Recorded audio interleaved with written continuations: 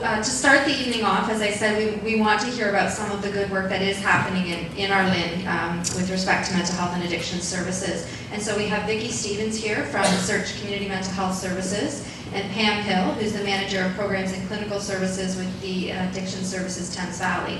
And they're going to be talking to you briefly about the initiative here that's been underway for quite some time now to increase supportive housing services for individuals with addictions issues. So Vicki, I'll turn it over to you first.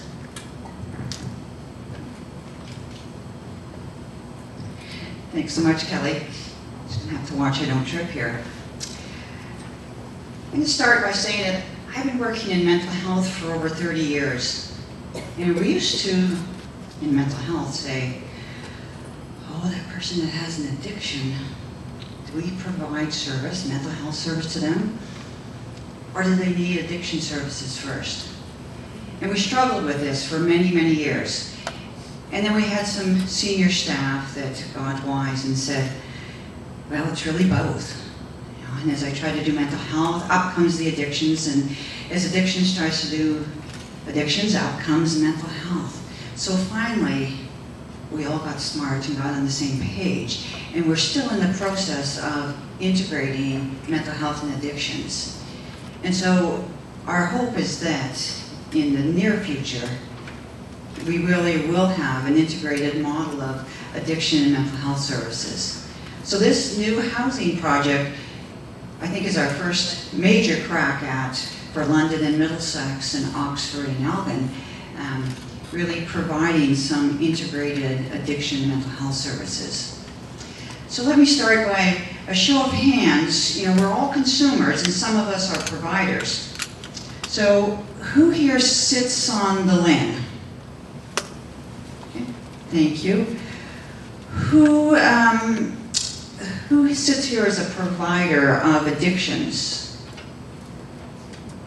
Well, I think I see 4 hands.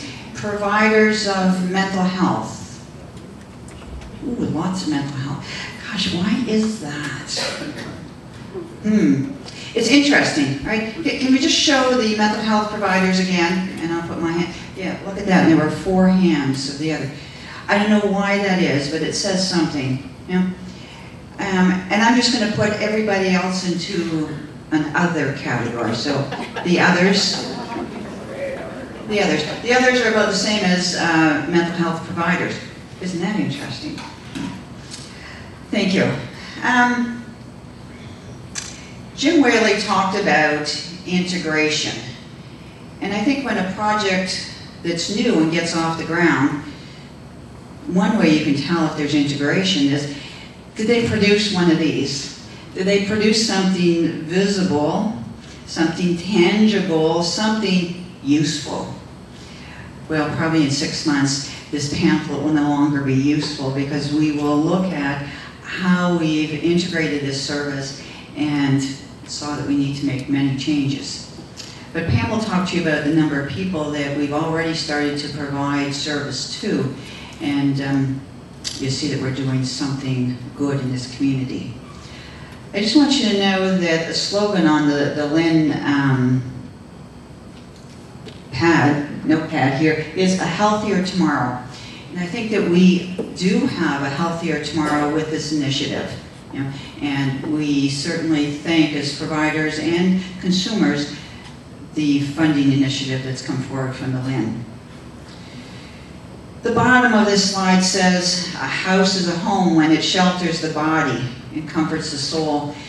You know, we all hear about the tsunami, about earthquakes, about a small tornado, but how many of us have lived and walked homeless? And how many of us have lived and walked with an addiction? You know, then when you put the two of them together, what is the success rate of someone that has an addiction and is homeless? So since we know that that success rate is very, very small, we've created this program. And I think that the way Kelly introduced this, it is a success. You know, we've helped more than one person. Pam will let you know those stats, but each person that comes forward We take them off the street, off the couch. We do couch surfing in the rural areas. And we start to provide treatment. Next slide, please. So, ASH. What is ASH? Addictions, Supportive Housing, and TV for Thames Valley. Yeah. My granddaughter does TV. Not for Thames Valley, she loves TV. So it's a community response to the homeless issue. Yeah. We can see some of this homelessness in the city of London. It's much more difficult to get accurate figures in the rural communities, you know, where people are hiding out a lot better. Next slide, please. So the supportive housing provides affordable housing and provides an opportunity for people to become stable so that they can reestablish connections in their community with service providers of addictions and mental health, with neighbors, family, friends, with the person at the grocery store. We're talking basic needs to take people off the street, give them a place to live, give them food and shelter. And we know that if we don't have food and shelter, we're just existing. So this program provides those basic needs. Next slide, please. We've already done some integration, as Jim Whaley pointed out, integration and the IHSP, all the reports, studies moving forward. So we have, over the last year, done integration, signed documents, have partnership agreements in place. So partners, Addiction Services Thames Valley, Pam, you just want to give a big wave there, and they provide the treatment. So they have staff that are in the London, Middlesex, Oxford, and Elgin counties providing treatment service, bringing the treatment to the consumer. Then we have mental health agencies. We have CMHA Oxford. Joe, there's Joe. Thanks for coming on this rainy night. Joe never comes out in the rain. We also have CMHA Elgin. Heather, where's Heather's right here. She told me she'd rather be home with her dog. Do you believe that? We have Dawn from WOTCH from London. Thank you, Dawn. And myself, Vicki Stevens from Search from the County of Middlesex. It's me. We also have other players, London-Middlesex Housing Corporation, who provides our affordable housing for London and for Middlesex, and also Elgin St. Thomas Housing Corporation that provides housing in St. Thomas, Elgin. Next slide, please. So we want you to know that the goals of ASH are provincially aligned with the goals for Thames Valley addiction housing. That we don't just give people housing, but to give them a permanent place to live at a reduced cost. We send them through different assessment tools to see if they need housing, to see if they have an addiction, and to see if the program will work for them.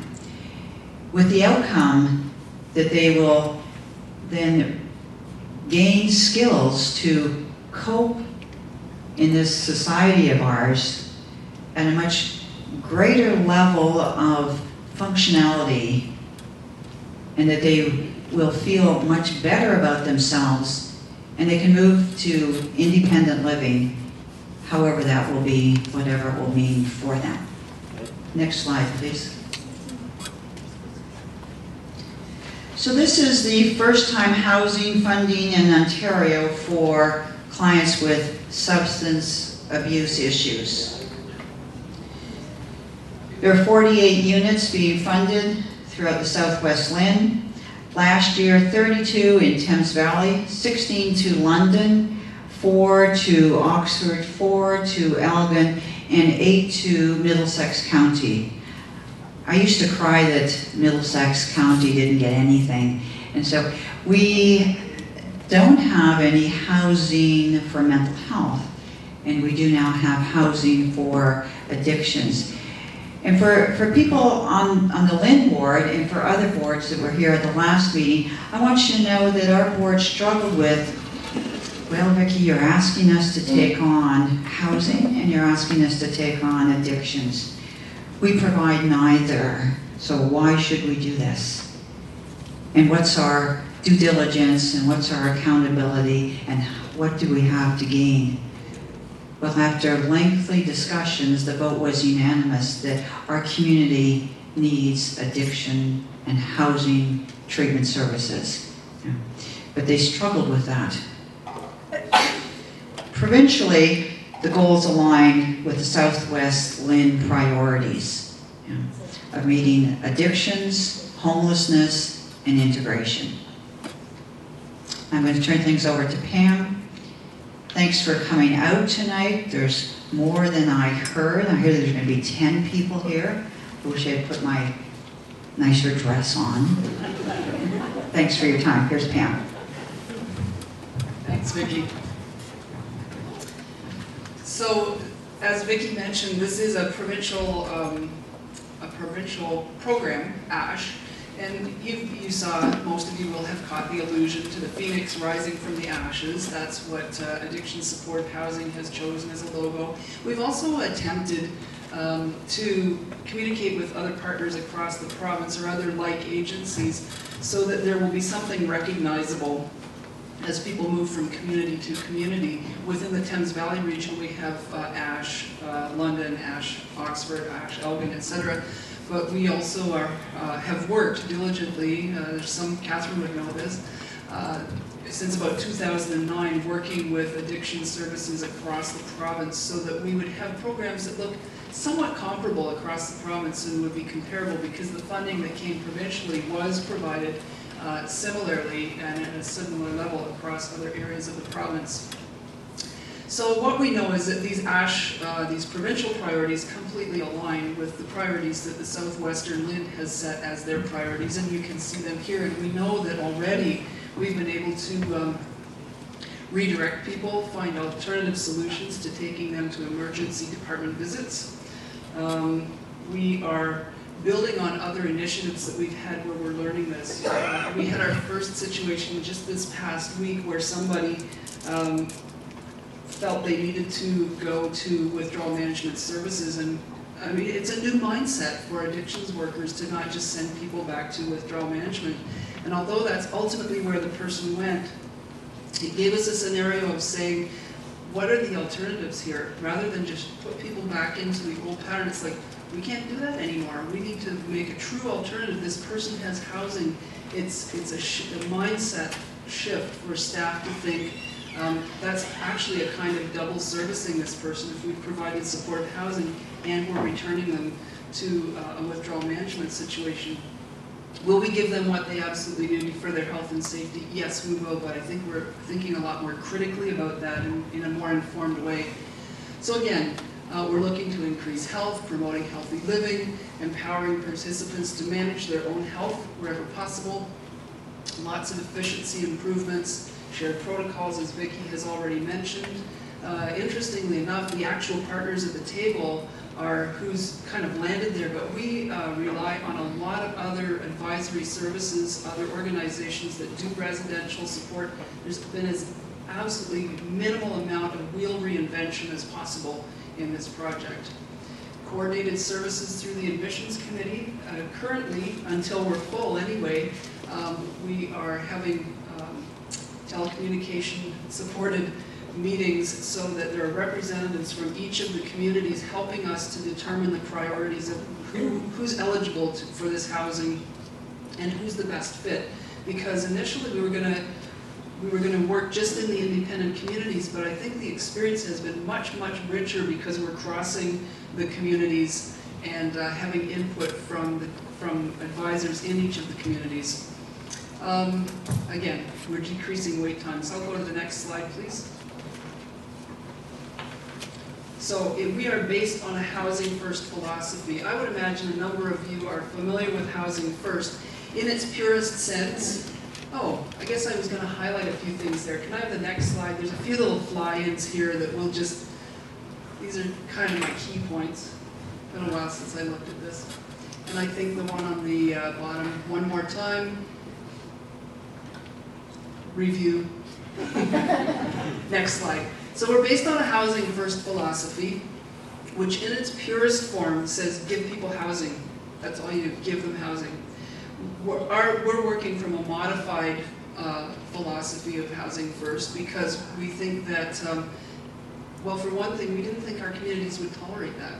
We think that our communities need to know that people are supported and getting assistance. And also, we're putting people into existing communities. We're working with partners who need to know that that the people that are coming here are already stigmatized people, and sometimes, lots of the time, they have behaviors that have been part of that stigmatization. So there's some fear in the communities around who's coming here. So we need to work very carefully to provide good supports that increase the possibilities for success. Housing first would also say that you give people housing, you give them permanent housing right now.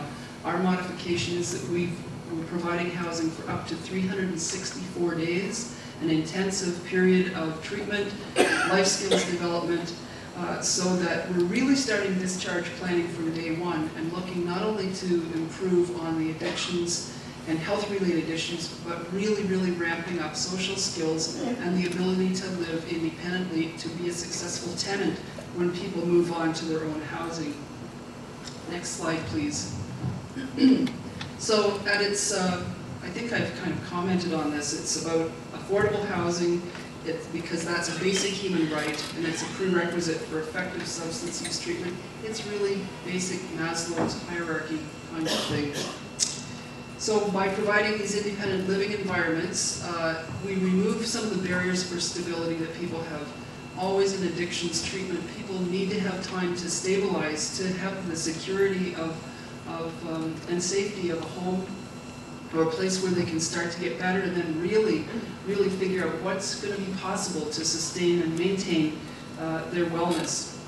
So it's client-driven, and it is intended to end homelessness for these people, that they will be able to successfully maintain homes at the end of it. We know that some people may come into this and realize that living independently may not work for them, so we'll also be looking at other alternatives around group living and whatever the model is, but until people are stabilized enough to actually figure out what they want, what they're capable of, it's unrealistic to expect that. We know that harm reduction is integral to a housing first model, and that we need to have low barriers for people's housing needs. So we've got to help them manage their money. We've got to help them with things like getting basic furnishings for their apartment and that sort of thing. We know that housing or harm reduction is a best practice in addictions, and when housing has supports, the stability of the housing stays in place, decreases homelessness, and decreases the frequency of hospitalization. So that's one of the big cost cutters, is the frequency of hospitalization. I do want to say it's great to stay on that slide. I just want to say that for those of you who may not fully or may not understand harm reduction, we often hear in the community people polarizing and saying, is it abstinence or is it harm reduction? In a true harm reduction model, it's an umbrella and it embraces abstinence. And harm reduction actually is a very difficult practice. If you're going to do harm reduction, it takes a lot of planning and a lot of effort. And many, many people, because harm reduction says you don't have to change before you ask for help. We just want to reduce the harms. But many of the people that we work with, when they come, they actually decide, because they've had a safe place to explore that, they decide that abstinence is going to be better for them. But that's a free choice on their part. So that's why abstinence is a part of the continuum of harm reduction. Next slide, please. So the program eligibility is that people have to have a current substance abuse problem, and we're looking to serve a very difficult population. We're not looking for people that are, quote unquote, going to find a quick fix or an easy fix. These are people who have traditionally had great difficulty, multiple entries into the treatment continuum, current and a historical track record of being homeless, people who just, they try but then they end up back on the streets or back couch surfing and moving from Uncle Joe's to Aunt Martha's place over and over again. So they may be at a risk of being homeless or marginally housed, and there might be other risks there. You'll see that a little bit with the one case I want to share. These are people who often cannot obtain or maintain housing without support. So they're people who just, because of their addictions issues or their mental health issues, don't manage their money well, don't have the skills to communicate with their housing providers, and really we want to help them learn those skills for successful ongoing housing. The restriction is that they cannot have serious or persistent mental health issues, a true concurrent disorder, or an acquired brain injury that impacts their ability to form some insight and make good judgment, because really that's a different kind of supports that those folks require.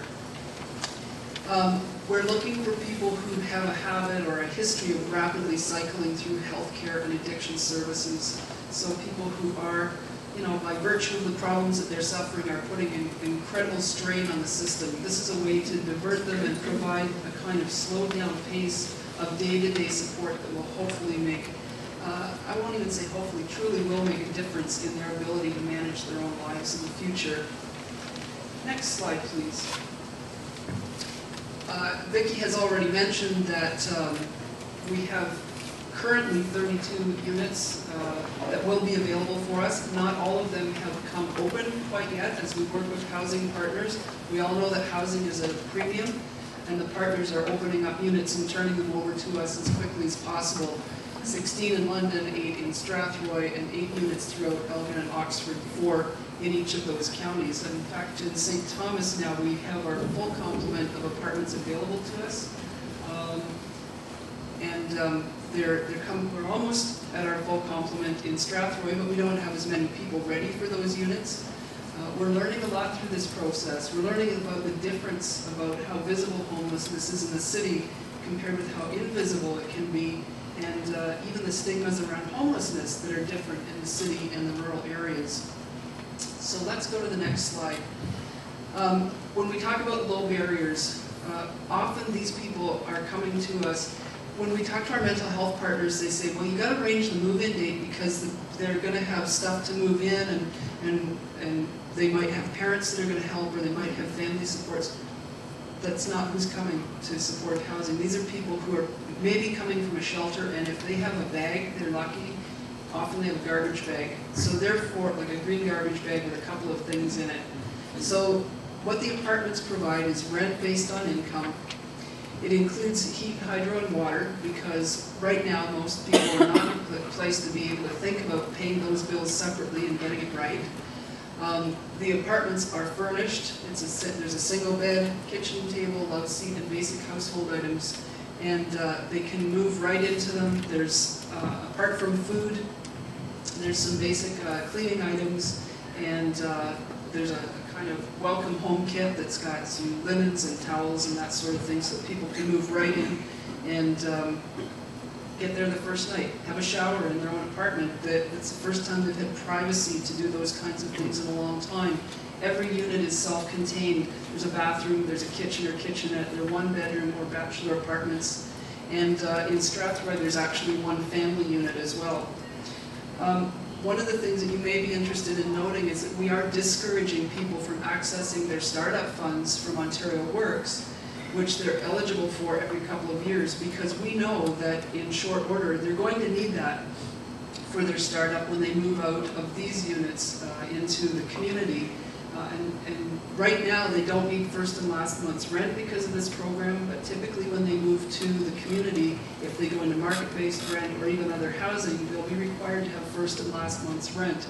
So when the apartment is like this, they don't need to access their startup funds for a whole lot of things.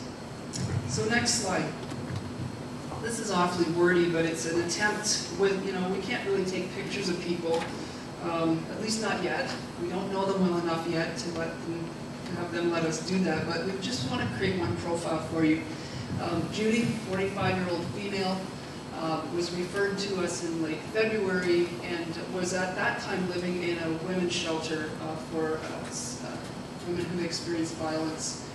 She was an opiate abuser, and interestingly enough, she became an opiate abuser when she was 35 years of age. So many of us think of people who've been involved in substance use much longer than that, but she started using cocaine in about 2001. And not an uncommon situation. Use matched her partner's use. It was part of their relationship, and it was part of an abusive relationship. She did make attempts to make some substantial changes in her substance use, and I surmise her relationship as well, through withdrawal management and residential treatment. And she actually did really, really well. So she was able to remain abstinent for about a 3-year period, and actually went back to work in an office setting. So this is a person who had a fairly successful life, and then just by a series of turns of events ended up having a severe cocaine addiction at that time. However, what are the things that are always going to push people beyond their capacity are things like multiple losses. She actually experienced 13 deaths of family and friends in a short period of time, and the tipping point for her was in 2006 when her mother died. So unmanaged grief, just insurmountable for grief, triggered a return to both cocaine and opiate use, self-medicating. Next slide, please. So she was still working because she was, and she was caught stealing money from her employer, and that entered her into the legal system, which is so frequently the case. She spent 8 months in jail. And that's a very rough withdrawal management process, but that is what it is for some people.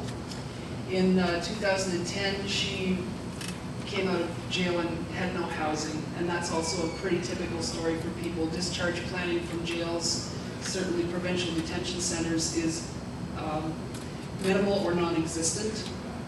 So she was estranged from most of her family because of her substance use and the things that she had done to obtain substances. She was able to survive by couch surfing, and she would go to various shelters and probably had to tell some slightly exaggerated stories to meet criteria to get into the shelters, just so she would have a roof over her head. But of course, kept finding herself in abusive situations. She was a vulnerable person, and if you're couch surfing, sometimes people expect you to pay for that couch in different kinds of ways. She began methadone maintenance treatment and for the opiate abuse, and was starting to stabilize, but has occasional relapses with opiates, and still the grief that's there. That's going to be something she'll be dealing with for years to come, or at least a few years to come. Next slide, please.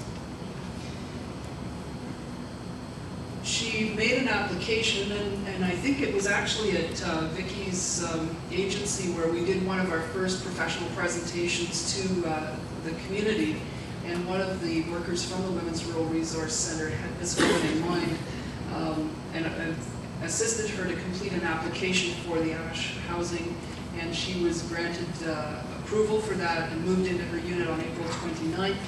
And it's the first time she's ever lived on her own. Here's the story of a woman who grew up, got married, lived with her husband. It was an abusive situation, has never lived independently before. She has re-engaged with family members since she moved in there. And in fact, they're becoming quite supportive and have brought some of her things that she used to have that people kept in storage for her to support her in her new place. And that's a huge change. At 1 month, she's maintained her abstinence, begun building a healthy support system. She's accessing groups in the community. We haven't got all of our groups up and fully running yet because we simply haven't got critical mass yet. That will happen very soon. But so she's accessing groups in the community, including work around grief and loss issues. She's seeking part-time work, which we think will be beneficial to her to have a structure. She's worked before. She knows what it's like to have the dignity of work. And she actually feels a part of the community where she resides. I think that's phenomenal. You know what, I moved into a neighborhood and I didn't even get to know my neighbors for months. She already knows her neighbors and they sit out on the lawn together. And that's great. In her words, living on my own for the first time in my life is hard. It'll take some time to get used to, but I know things will get better. So if nothing else, and there is so much else, this woman has hope and optimism about her life and how she can improve. So as I've mentioned before, the planning has been underway for this since, actively since 2009. We waited and waited, and then the funding did arrive kind of all of a sudden. We hired staff and trained them and have been preparing for quite some time, getting the apartments available. Heather and I are still negotiating office space and all those kinds of things. Many, many things to do, but we held the first admission committee meeting at the end of March, and the first admissions occurred in April. So some units were available, and now we have more units available, and that's just an ongoing and unfolding process. We are using a cluster model in London and Strathroy because that was available. People were all living in a similar area, and we'll have the benefit of having some group space and some community room. Interestingly enough, we're going to get to compare what it's like differently because each community is different, and in Oxford there isn't an available area where people can be together, so they're not a cluster model, they're scattered and they're based in market rents. So that's a bit of a slower process too, because our partners in Oxford County are working with independent landlords to negotiate units, and so there's also a capacity building effort there with landlords to help them understand the role that the community can play in supporting folks with addictions issues. Next slide, please. So this was current as of Friday, and I think we've actually got slight changes now, but in Oxford, 2 out of the units are filled, and there will be 2 more. In Elgin, 1 is filled, and there will be 3 more. In London, 7 are filled, there will be 9 more. And in Strathroy, 2 out of 6 units are available. So after 5 weeks of essentially being up and operating, we have 12 out of the 32 beds. They call them beds, that's kind of hospital language, but the apartment units are filled up now. So we expect that to be full by August 31st. I mean, the good news story is that it's happening. The kind of other side of that is it's going to reach a peak point by August, we expect. And probably you'll all get invitations to join us for celebrations in September. And because it's an election year, we know there are going to be great parties, and there'll probably be lots of politicians here too. Because of course they want to celebrate the role that they've had in trying to create this. Well, we're well over our 10 minutes, but I do, sorry about that. Are there questions that you would like to ask? Yeah. Do you anticipate challenges with flow-through? So you say that people are eligible to live in the units for 364 days. What are the challenges you perceive with flow-through, not just housing availability, but continuation of service? So the anticipated problems are that we will have to help people find housing at the other end, obviously, and that's going to be a challenge. But we're already working on that. We're working on that with partners to just try to keep fostering more and more units that can kind of get turned over. We've already encountered some of the difficult. A lot of people who have previously lived in social housing may have a past debt, and so may not be eligible. In this program, that's held in abeyance because really someone else is kind of acting as their co-signer. But we've already started to make arrangements. Many of the people have started to pay back those loans as part of their treatment plan and their overall long-term planning. So there's that. Other difficulties that we anticipate are that already we're encountering people who are saying, well, they're doing really well, why don't you just move them out faster? Well, what we know is that when you're recovering from an addiction, you actually have to hit a few bumps in the road to learn how to navigate them. And so we need to stick with people while they're doing really well for a little while until they hit the next significant crisis in their life that will trigger a challenge around how am I going to use my new coping skills, and will the stability that I build actually support me through that? There's probably lots of other things, but those are some of them. Yeah, Marcia. Hi, ma'am. Just a quick question. To follow back on Indeed, I mean, she did great for 3 years. Yeah. So you invest this, is there a continuation of support after they leave the 364? Well, you know, one side of me says we're not funded to do that. I realize, We're funding yeah. is set for that. But what we are doing is we're building in connections and hopefully building skills with people where the stigma of a lapse or a relapse is going to be reduced because it's always a learning opportunity. And will we track them? We're going to make efforts to do that, but essentially what we're going to do is try to build relationships so that people can come back to us. Will they go back into supportive housing? Probably not.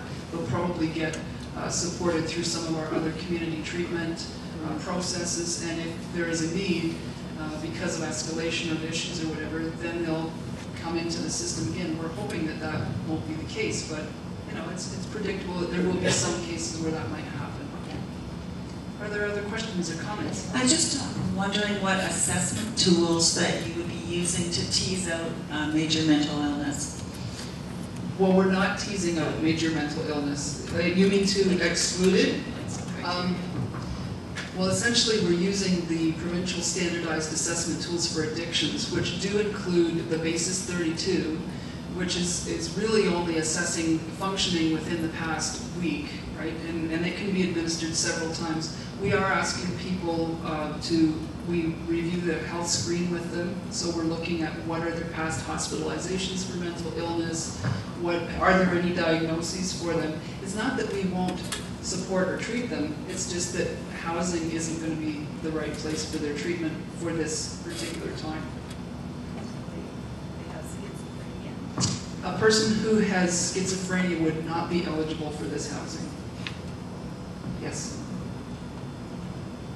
What are you doing for money? I understand that the money for long-term care and for the homes for older people, which are usually run by boards, originally these were federal programs that there was a grant available. And I understand now, especially with our new government under Harper, where health is extremely low on his priorities. What are you going to do for money to actually start funding these housing? At the current time, these units and the staff for them are funded with what's called evergreen funding from the province. I mean, that can change as well, but essentially it's promised as permanent funding for these units. Will that grow? We don't know. We think that with good evaluation, it may in fact grow over time, because if it proves to be a cost-effective way of improving health and improving people's way of being in the community, taking pressures off of other systems, it will be money well spent. But the proof is in the pudding for that, and we will have to evaluate it. Secondly to that, my major interest is mental health. Mm-hmm. How do we sort of warrant spending just over 2% of the total bill on mental health, whereas places like Australia and UK are up to 12 to 15%. Are they more efficient or just more kind than we are? I think that's a rhetorical question, isn't it? I mean, I don't have an answer for it. Yeah, and I'm certainly not the person who can do an analysis around that, because Would there be anybody in Lynn that could answer that question? I don't know, Kelly. We're going to turn it back to Kelly.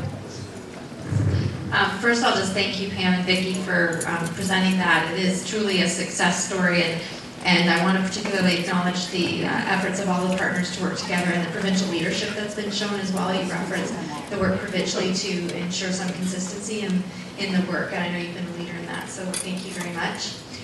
With respect to the question about funding and mental health services, as we move on in the agenda this evening, we're going to be talking about the need for an investment, strategic investment, because we know we don't have the amount of resource that we might like to have to fund mental health and addiction services. And we're also talking about how we make the best use of the resources that we have in the system. It's a great question. Our next speaker is Jim Whaley, and he's going to talk a little bit about the numerous documents and planning efforts and policy work that has happened provincially around the need for enhancements to mental health services. And so I'll maybe let him give some of that context, but unfortunately there's not really an easy answer to your question. It is, I think, factual that there are variations in how much funding does go to mental health and addiction services, and it's certainly a priority for this LHIN to look at how do we make the best use of those resources and use new resources effectively, like has been demonstrated tonight through this service in particular.